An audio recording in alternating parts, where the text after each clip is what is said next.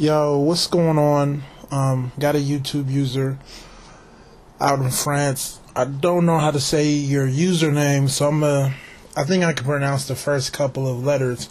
I want to say it's Mamadou. Okay, so I say Mamadou. And I'll have your name up so you know I'm referring to you. So you had a couple of questions. My bad for taking so long to get back to your questions. Just get tied up, and because I don't do this officially, I'm kind of everywhere. I don't have a format. I'm just kind of whatever I'm feeling at the time, I just speak about. But anyways, one of your first questions is pretty much surrounding this whole idea of how come Will Smith doesn't necessarily get the love. And if you really think about it, yeah, you would think that Will Smith next to Obama would be probably the most prominent black dude, right? We should turn on the TV and at least be seeing Will Smith once a day. Now, part of it may be because maybe him and his wife and his family want to be low profile. We do have to give them that right. But to me, at least in the black community, I don't think he's celebrated enough, because I think him and his wife kind of break the stereotype of, having money but being single and being this bachelor or this bachelorette or being in this, single, independent black woman. They kind of put that to rest. Because if you think about it, they kind of are similar to a Michelle and Barack in the sense that you have two powerful black people together who have a family. But we don't focus on them. I'm not sure. Really, like I said, maybe it's just because Will Smith really wants to keep a low profile. I'm not really sure. But just in regards to the black community itself not paying enough love to Will Smith, I've always felt that way for a long time. To me, he was the crossover. Right, a lot of dudes written him off because he wasn't hard enough, he wasn't street enough, right? But in terms of rap and in terms of crossing over, in terms of mainstream, so opening up the door for this whole idea of, I want to be a rapper, but then I want to be an actor.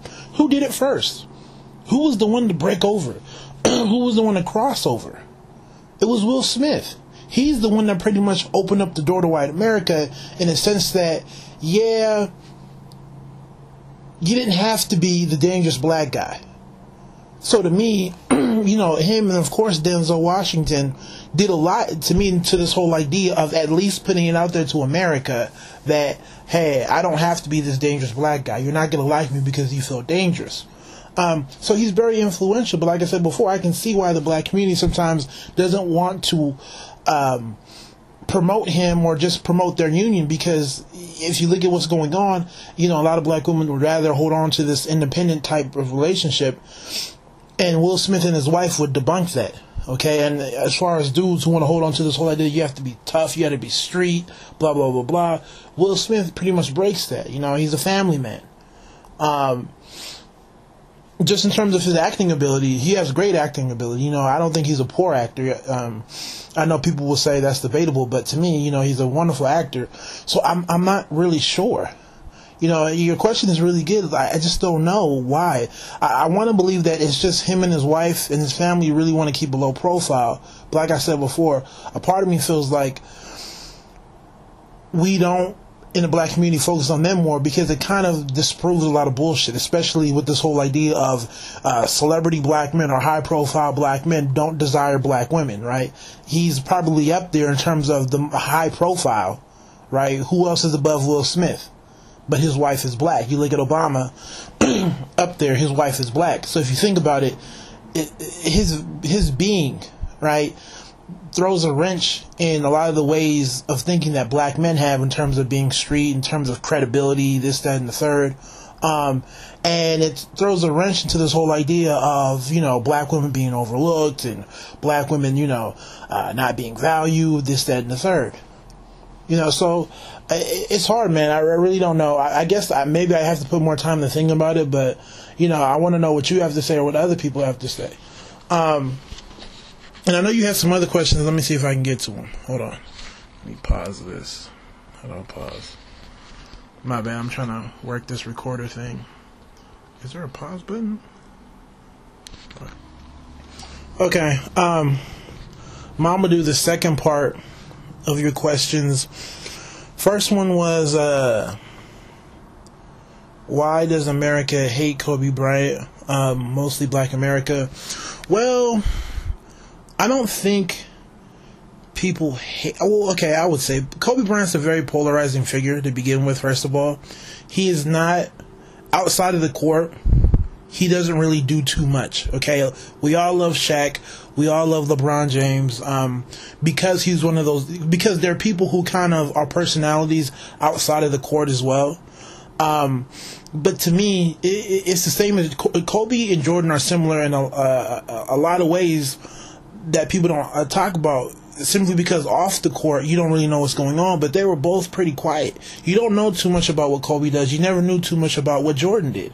Right, outside of the basketball court. So first of all, I think Kobe is a very private person.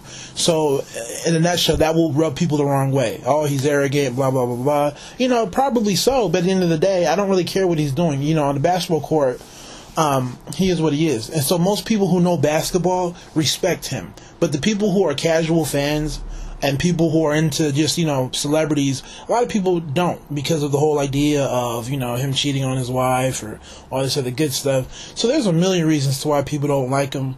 But I think the biggest one is because he keeps his life private outside of the basketball court.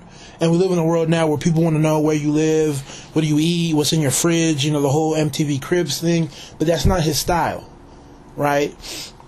You know, him and LeBron James are very different. LeBron James is more so of a personality outside of the court. You know, him doing Saturday Night Live, having all these commercials here and there. That's not Kobe's thing. But at the end of the day, you have to respect that that's what he wants to do. Let me see. So, you know, that's pretty much it. You know, it's really hard. It's just because people have a lot of reasons for not liking somebody. And I don't really know. You know, when you're good and you win, people don't like you. So, I don't know. And, people still think that he ran Shaq off. But he really didn't run Shaq off. Jerry Buss, the owner, didn't want to pay Shaq what Shaq wanted. Shaq wanted to be paid. He pretty much wanted the biggest salary in the league. And it didn't make sense for him to pay Shaq that much money at that point in his career. And we just had lost. I believe we lost to the Detroit Pistons. Man, you know, they pretty much owned us. And his contract was over. And Jerry Buss was like, I'm not going to pay you that much. But the media found it to be a better story to say that Kobe ran him off. And that's kind of what happened with that. So a lot of people don't like him because of that. And I forgot to add that.